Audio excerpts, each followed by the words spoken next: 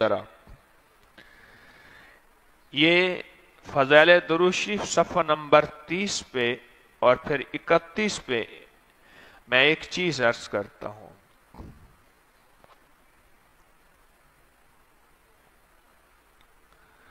حضرت بشیر نے عرض کیا رضی اللہ تعالی عنہ،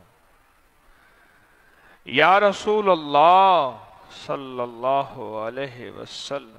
اچھا نا، میں بھی بعض اوقات بھول جاتا ہوں، میں بھی آئندہ اصلاح کروں گا. ہم کیا کرتے ہیں صلی اللہ علیہ وسلم، درود کو پورا کھول کے پڑھا کریں. یہ صلی اللہ علیہ وسلم یہ درود ہے، پورا کھول کے پڑھا کریں، عظمت سے پڑھا کریں.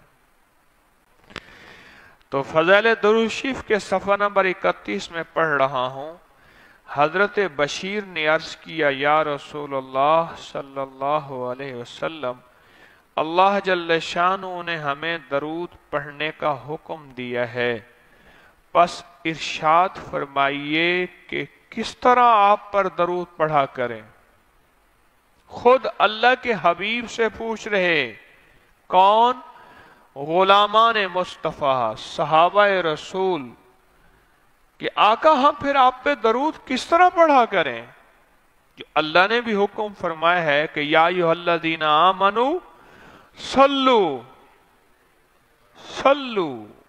علیہ وسلموا تسلیما.